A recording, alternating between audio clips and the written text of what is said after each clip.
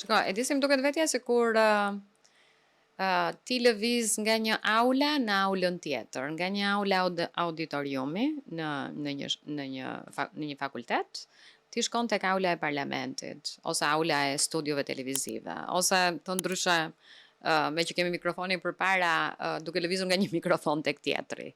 Po duke mbajtur gjithmonë të njëjtin qëndrim, me përjashtim të fakultetit edhe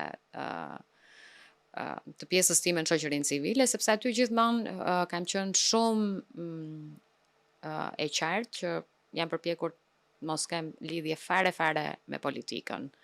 Përkundrazi, gjithmonë duke mësuar studentëve që kur ti je në rolin e gazetarit, njeriu që ti ruan më shumë edhe mban në kontroll është gjithmonë qeverisja. Kështu që për këtë arsye them që kjo kalimi nga një aula në aulën tjetër është interesant, po jo me shumë sfida në rastin tim.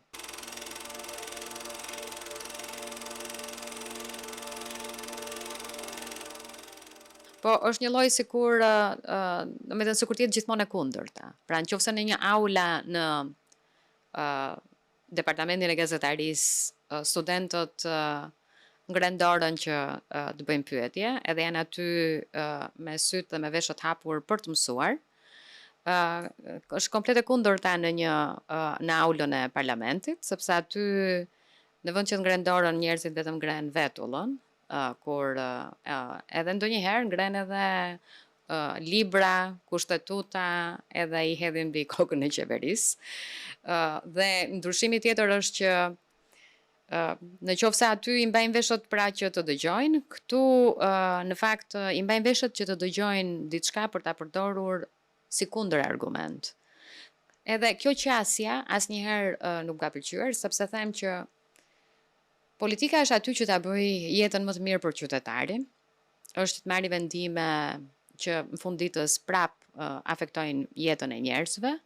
Edhe nëse nuk dëgjojnë njëri tjetrin, po kanë vetëm predispozitën për të kundërshtuar edhe për të bërtitur kundër njëri tjetrit, nuk mendoj se i bën asnjë të mirë në fakt qytetarit. Edhe këtë e kam thënë edhe në fillim, edhe kam thënë në studio televizive, pa hyrë fare në politikë, që i gjithë ky agresivitet që prodhon politika, pastaj ti e shikon të përkthyer në nivele të ndryshme të shoqërisë, sepse kjo është gjua që ti shikon në foltorën e parlamentit, kjo është gjua që ti shikon në debate televizive, kjo është gjua pasaj që shikon në rrjetet sociale dhe në mënyrën se si pasaj ja reflektohet edhe ke marrëdhënia ballë për ballë me njerëzit. Kështu që mendoj që nuk i bën fare mirë asnjë qytetari e nuk i bën mirë Shqipërisë në fund ditës.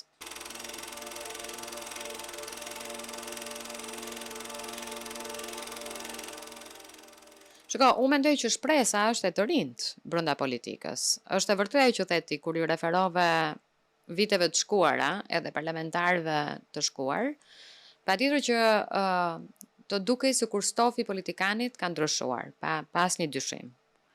Edhe janë figurat mençura që kanë qenë pjesë e politikës, qoftë Majtas, qoftë Djathtas, po unë gjithmonë më zhdukur sikur Majtas ka pasur më shumë statura politike prej vërteti dhe me shumë pesh, po edhe Djathtas patjetër që ja me zonja të artikuloj emra politikanësh që kanë pasur ata staturën e tyre, qëndrimet e tyre, edhe mençurinë e tyre në parlament. Tani kemi një parlament i cili ka shumë trinj, veçanërisht grupi i Partisë Socialiste ka shumë trinj. Edhe në fakt i shikon njerëz që janë të artikuluar, që është shumë e rëndësishme, dhe unë i kam parë gjatë këtyre 3 javëve në parlament, njerëz që janë të lexuar, se ti e kupton që njerëzit lexojnë apo jo në momentin kur vjen fjala për raportimet nëpër komisione, dhe kur shikon njerëz që janë të përgatitur, njerëz që bëjnë pyetje në lidhje me raporte që janë ndonjëherë njëra mbas tjetrës me nga 200 faqe, vetëm kjo gjithmonë më jep një ide të mirë, edhe pozitive, dhe të them që shiko, gjithmonë unë mendoj që brezat që vinë janë më të mirë se sa brezat që shkojnë. Por, është edhe tendencë njerëzore kjo pjesa që ti revokon me shumë simpati të shkuarën, sepse në ditët e sotme, ti mund të jesh një politikan shumë i mirë, edhe duke qenë një vajzë apo një djalë i ri, mjafton që ke bërë një shkollë të mirë për mua, që është super e rëndësishme. Mjafton që ti ke një fjalor absolutisht të pasur, se ky është prap një element shumë i rëndësishëm që i duhet një politikani. Që do me thënë që ti je njëri i lexuar, që di gjuhët huaja, që ke naviguar nga një libër tek tjetri, etj etj. Po ditët e sotme, kjo gjë nuk duket aq shumë, edhe nuk bie aq shumë në sy, sepse unë e shikoj që parlamentarizmi në një farë mënyre nuk bëhet më në foltoren e parlamentit. Të paktën ne kemi 3 javë që e kemi shumë të vogël mundësim për të bërë debate, sepse gjithmonë përkthehet në fyerje, bërtitje, edhe ndonjëherë edhe s'kena dhune. Po në për komisionet parlamentare, dhe kur kjo gjë ndoshta të kaloj kjo periudha e fillimit edhe njerëzit pasaj të hynë në një proces normal parlamentarizmi, jam e sigur që do shoh edhe publiku djem edhe vajza të reja që janë super të artikuluar edhe e meritojnë atë vendi ku janë aty.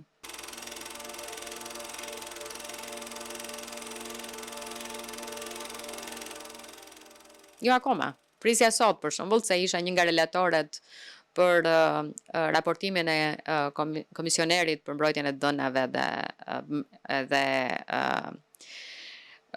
informacionet personale, po kjo nuk ishte e mundur, sepse seanca e sotme po përsëri, një lloj si një seancë e para 2 javëve që ishte seanca më e rëndësishme ndoshta e këtyre 4 viteve që kishte lidhje me programin e qeverisjes, edhe ajo nuk u arrit që të mbajë në mënyrë normale. Unë mendoj që në çdo konferencë që unë shkoj, të paktën, edhe nuk është vetëm që e mendoj, po e mendoj për të tjerët, edhe them që çdo mikrofon përpara, patjetër që ka atë emocionin e tij. Nuk diskutohet edhe mendoj që kjo është njerëzore. Edhe do ishte keq, unë do vinte shumë keq nëse do ta humbja këtë pjesë emocioni, se ky lloj emocioni të mban ty në gjendje alerti, edhe nuk të lë kështu që të rahatohesh, edhe thuash që unë i di mirë të gjitha tani, edhe të zë atë vendin tim aty në poltronë e parlamentit ose në një studio, në një poltronë studio, edhe ti jem ratuar, asnjëherë nuk jam ratuar. Edhe kur jam në për konferenca, edhe kur e kam materialin gati, etj, do me thënë ti asnjëherë, dhe unë mendoj që kjo është ajo pjesa e bukur e emocionit, që na bën edhe njerëzor, se po ti ishte që do ishte kështu fare, pa asnjë lloj super neutrale, unë aty do isha e shqetësuar.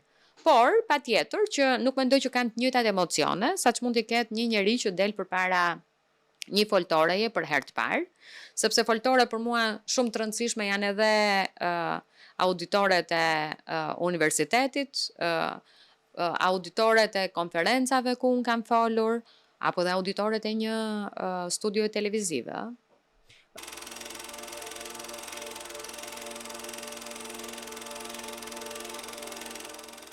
Është e vërtetë dhe kjo është momenti kur njerëzit duhet ta kuptojnë që kanë bërë ciklin e tyre politike dhe duhet gjejnë një punë tjetër. Do me thënë, edhe pjesa që ti je aty forever, unë mendoj që është ndonjëherë e tepruar. Shiko, ka njerëz që e dashurojnë këtë gjë, edhe e bëjnë me një super pasion, edhe me një super dashuri, edhe e duan atë pjesën e parlamentarizmit, dhe nuk po flas për këtë pjesë.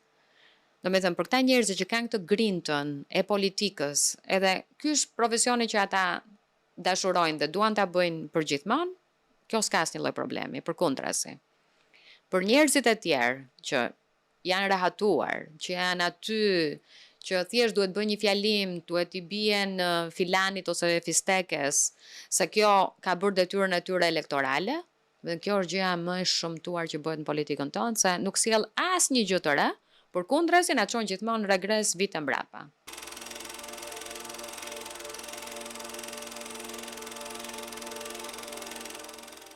Nga pikpamja e performancës, se ka dhe një performancë edhe nga pikpamja gjinore, mendoj unë, edhe ka studime për këtë. Burrat janë gjithmonë shumë më të rehatuar dhe shumë më konfident, kurse gratë nuk e kanë për fat të keq këtë nivel të madh konfidence që e kanë burrat. Edhe këto janë studime, është një studim i fundit për shembull që kanë nxjerrë KPMG-ja në Evropë për gratë në vendimarrje. Për gratë që janë drejtore departamentesh, drejtore institucionesh, krahasuar me burrat që kanë të njëjtat pozicione. Edhe është e vërtetuar që problemi që kanë gratë është pjesa e konfidencës. Ti je gjithmonë duke pyetur veten, e thash mirë, se thash mirë. Si duhet ta them këtë gjë? Kurse burrat janë shumë relax nga kjo pikpamje, mund të thonë edhe budalloku më të madh, edhe të jenë super të ratuar në kolltukun e tyre dhe thonë sa i mençur jam unë, edhe sa bukur e thash. Gratë, edhe kur janë të mira të mençura, janë gjithmonë duke pyetur veten, se janë gjithmonë në kërkim të perfeksionit.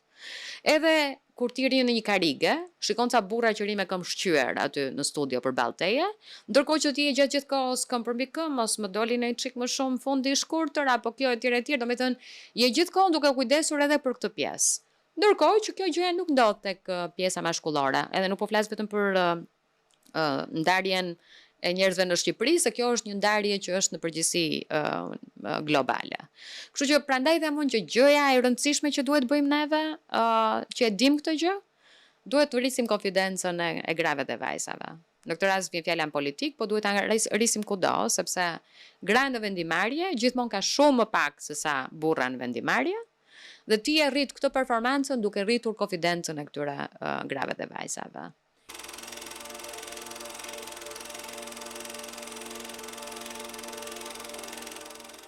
Kolege, qoftë majtas dhe djathtas, të mençura, të mira, të pashme, kanë në parlamentin shqiptar. Edhe unë mendoj që kuota, për cilën ka luftuar jashtëzakonisht shumë organizata e grave në Shqipëri, ka qenë një nga nismat super pozitive që është bërë ndonjëherë në politikën shqiptare, sepse në fund ditës, nëse kjo do ishte vetëm me sistemin që kush fitoi dhe kush mbledhi më shumë vota, ne dim shumë mirë që jo vetëm në Shqipëri, po edhe në shumë vende të botës, patjetër burrat kanë shumë më tepër mundësi të marrin vota, jo për shkak të performancës tyre, jo për shkak të mençurisë tyre, po për shkak të pazareve që janë shumë të afërt i bërë se sa gratë. Dhe ne dim që kjo e gjitha është një proces, nuk është kaq e thjeshtë. Kështu që prezantimi i kuotës, pra 1 në 3 veta duhet të jetë në parlament grua, patjetër që është gjëja më e mirë. A sjellim ne aty gjithmonë gratë më të mira? Jo domosdoshmërisht. Por, shumica e tyre njerëzve janë aty edhe kanë arsye që të jenë aty dhe bëjnë shumë mirë atë rol që bëjnë. Po flas tani për gratë dhe vajzat në parlament. Jo gjithmonë, 100%, patjetër kjo është një gjë super njerëzore, se ti nuk mund të kesh, edhe nuk mendoj se ka dhe në parlamentin britanik apo në parlamentin francez 100% njerëz të aftë edhe super të mirë për të përmbushur edhe për të bërë tick the box të gjitha gjërat që duhet të gëzosh ti si cilësi për të qenë një deputet. Por nga ana tjetër, ti përfaqëson grupe të ndryshme njerëzish. Edhe ndoshta jo të gjithë kanë ato tick boxin që duhet ketë Irisi, që duhet ketë zonja Balluku, që duhet ketë zonja Manastirliu, edhe kështu me radhë. Domethënë secila prej nesh ka një profil të ndryshëm, sepse në fund ditës përfaqëson një grup të caktuar që është i ndryshëm nga grupi tjetër.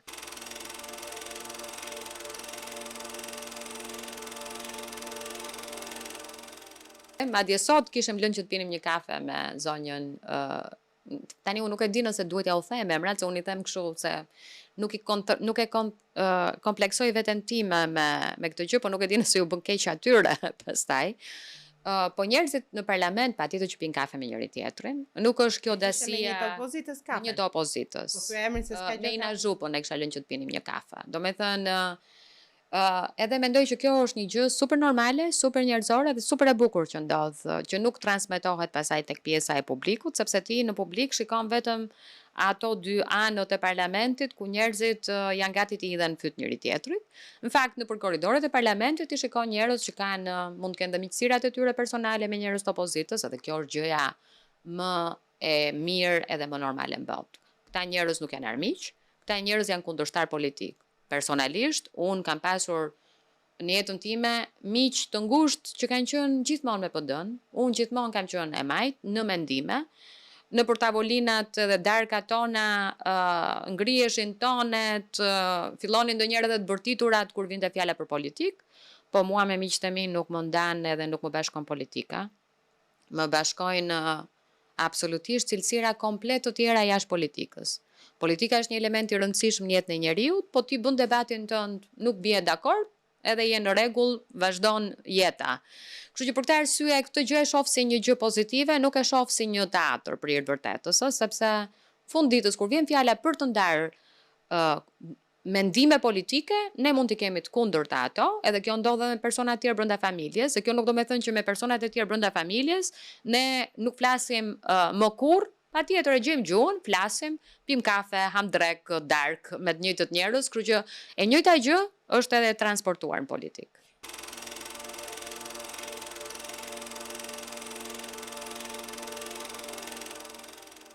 E lehtë nuk është, sepse ti e kupton që në një farë mënyrë kur ti futesh në politikë, në një farë mënyrë heq dorë nga pavarësia 100% e mendimit tënd.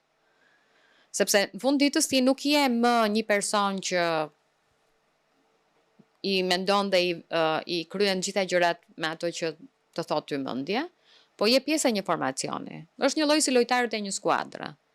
Kur ti ke skuadrën tënde të zemrës, ti nuk mund të pretendosh që njëri prej atyre lojtarëve të skuadrës, edhe pse mund të ketë një ide shumë të mirë, të ndryshoj rregullat që ka vendosur trajneri i skuadrës, sepse kjo dëmton gjithë formacionin. Edhe në këtë formë shikoj dhe unë. Patjetër janë disa gjëra që unë do t'i debatoja brenda grupit në mënyrë të jashtëzakonshme. Kur vjen fjala për gjëra që kanë lidhje me liritë e medias, kur vjen fjala për gjëra që kanë lidhje me të drejtat e grave, patjetër që do bëja luftra. Do bëja luftra, po do t'i bëja brenda grupit tim. Sepse unë mendoj që gjithmonë ti ka një mundësi që ta thuash atë që mendon, edhe të përpiqesh të ndryshosh mendjet e njerëzve, aq më shumë ditët e sotme ku njerëzit mund të manipulohen në mënyrën më të çuditshme dhe më të tmerrshme, sepse për shembull një nga gjërat që shikoja është për shembull një artikull që shikoja në një nga këto portalet. Me sigurisht se shikoj po ma sjellin. Edhe ishte Iris Luarasi, që është së bashku me kryeministrin, se mbaj mend mirë tani, pro prindit 1 dhe prindit 2 për ligjin për barazinë gjinore. Edhe e pash artikullin edhe thash, po çfarë gazetari është kjo? Do me thënë, gazetari që kur ti përmend emrin, minimalisht duhet të bësh një telefon dhe të thuash që çfarë mendon ti për prindin 1 dhe prindin 2. Unë personalisht, edhe jam shprehur, mendoj që prindin 1 dhe prindin 2 është shumë e parakoshme në Shqipëri. Ndërkohë që ti mendon që ka vende të tjera të Bashkimit Evropian që nuk e kanë këtë si koncept, edhe patjetër që mendoj që edhe për mua, nuk mendoj që kjo është një gjë që i ka ardhur koha të vendoset në Shqipëri. Po, ndërkohë ti pa më pyetur mua, ma vendos në titull këtë gjë, ndërkohë që kjo është absolutisht ajo e kundërta e asaj që unë mendoj që këtu jemi në një ditë të zezë. Edhe pse bëhet kjo?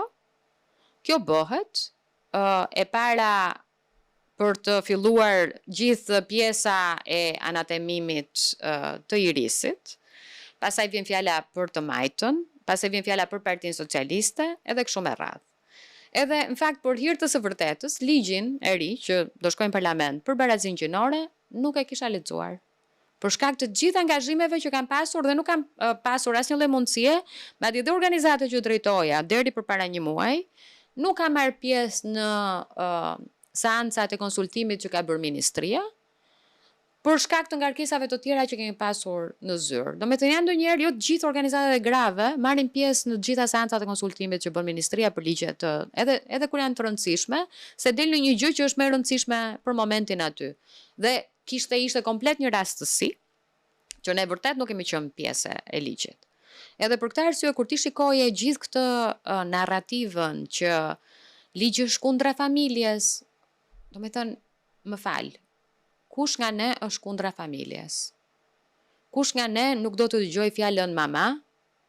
Kush nga ne nuk do të dëgjoj fjalën baba? Do me thënë, narrativa është totalisht e kundërta e asaj që në fakt ai ligj parashikon. Ti kur e lexon ligjin, aty nuk flitet fare për konceptin e familjes. Nuk flitet fare që do hiqet fjala nën dhe baba. Dhe ti ngre një stuhi në gotë, patjetër që kjo është sponsorizuar, nuk është thjesht një narrativ që e mendoj një njeri i çmendur edhe pasaj befas doli edhe thot komplet të kundërta asaj që ti shikon brenda atij projekt ligji. Patjetër që është e sponsorizuar se është kundra lëvizjes grave etj etj dhe kur ne themi familjen, në fakt çfarë kuptojmë me familjen? Kuptojmë që gruaja duhet rri aty në shtëpi, laj enët, pastroj shtëpinë, treguloj kalamajt, t'i bëj gati për në shkollë, edhe të presi burrin kur të vi nga puna, edhe t'i çoj shapkat ke koltuku? Kjo është familja, se kjo është një koncept që ne duhet ta diskutojmë. Kjo është familja patjetër për këtë grup njerëzish që sponsorizojnë këtë luftën kundra ligjit. Për mua, familja është një gjë dhe një koncept totalisht tjetër.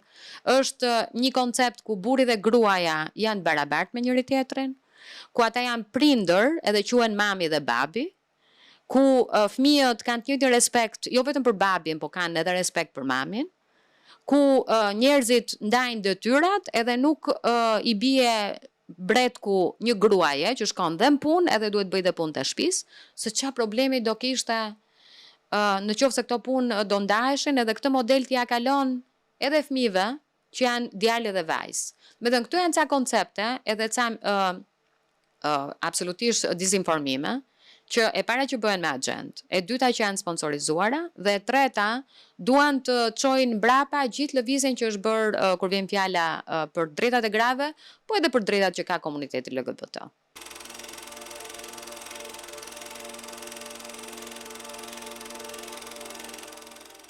Shiko, unë Luli e kam thënë edhe në për studio televizive më përpara dhe vazhdoj mbaj të njëjtin qëndrim, sepse ajo është gjëja që unë mendoj. Unë gjithmonë kam thënë që edhe kur opozita u largua nga parlamenti, është shumë e thjeshtë se tani fal Zotit nëpërmjet YouTube-it edhe kanaleve të tjera, ti mund t'i kthehesh programeve edhe të shikosh se çka ke thënë ti disa vjet më përpara. Është e njëjta gjë që të them dhe tani. Opozita patjetër që është aset i demokracisë së një vendi. Nëse ka një mënyrë se si ti mund ta mbash qeverinë përgjegjëse dhe me këmbë në tokë, patjetër është kur ti ke një opozit shumë të mirë, kur ke një opozit konstruktive dhe që është aty për të ruajtur për çdo veprim që ti bën. Dhe në momentin që ti shkel në vijën e kuqe, është aty për të treguar që ti ke shkelur në vijën e kuqe. Në fakt, çfarë kemi në realitet? Kemi një realitet që njerëzit bënin shaka edhe ndonjëherë më thonin që ty po të vjen shumë keq për opozitën, kur thoja që nuk duhet i lër opozita mandatet, se janë mandate të votuara edhe janë mandate që njerëzit kanë besuar ty. Edhe kur ti i lë ke kaq kollaj këto mandate, patjetër që është shumë e qartë që çfarë mendon ti dhe çfarë respekti ke ti për atë që të ka votuar ty në parlament. Tani kjo është një gjë që i takon shkuarës, por ka lënë patjetër një vrag shumë të madhe tek opozita në Shqipëri, sepse unë mendoj që pas lënies së mandateve, opozita nuk e arriti ta marrë më kurrë veten. Lënia e mandateve u shoqërua pasaj me mungesën e përzgjedhjeve lokale, kështu që kjo e gjitha shkon si një proces zinxhir, që patjetër që i shërben partisë që është në pushtet, edhe e forcon atë shumë, dhe patjetër që dobëson atë që është opozit. Opozita e sotme është një opozit patjetër që është shumë e vogël në numra. Kjo nuk e bën irrelevante në momentin që ka argumente, edhe në momentin që ka fakte. Por nëse ti ke një opozit që të them vetëm një element për shembull. Këtë javë ne kishim raportimin e komisionerit për mbrojtjen e të dhënave personale. Edhe ti nuk mund t'i thuash komisionerit që pse nuk e bën ti ruajtjen e të dhënave kur vjen fjala për gjërat caktuara që kanë lidhje me privatësinë dhe ruajtjen e konfidencialitetit. Në qoftë se ti nuk e ke bërë aktin që ta aprovosh se çfarë roli ka vërtet zyra e komisionerit. Që ti ta aprovosh këtë gjë, në rastin e parë që ti ke një shkelje, duhet të ndjekësh gjithë procedurën normale, që do ndiqte çdo qytetar i zakonshëm, aq më tepër një njeri me imunitet me pushtetet e tjerë, dhe e vën në provë komisionerin, nëse e zbaton ligjin apo jo. Kjo mendoj unë, në momentin kur ti thua se çdo gjë unë mendoj që ti patjetër mund të bash një qendrim politik, po çdo gjë duhet të ketë fakte dhe duhet të jetë bazuar në prova. Pra në momentin kur ti më akuzon për një gjë të caktuar, duhet më sjellësh prova, edhe duhet më provosh që procesi që ti ke kryer është i rregull. Në momentin kur ti nuk e provon fare procesin, po çfarë tagri ke ti për të më treguar mua pastaj që kjo gjëja nuk është bërë mirë. Kështu që për këtë arsye them që kur vjen fjala të majtë e djathtë, duhet bëjmë të njëjtat role, duhet ndjekim të njëjtat rrugë kur vjen fjala për çështje institucionale. Ti bërë institucionet në provë edhe pastaj ja ke gjithë mundësinë në foltorën e parlamentit tregosh që kjo në fakt ti e provove, po nuk funksionoi.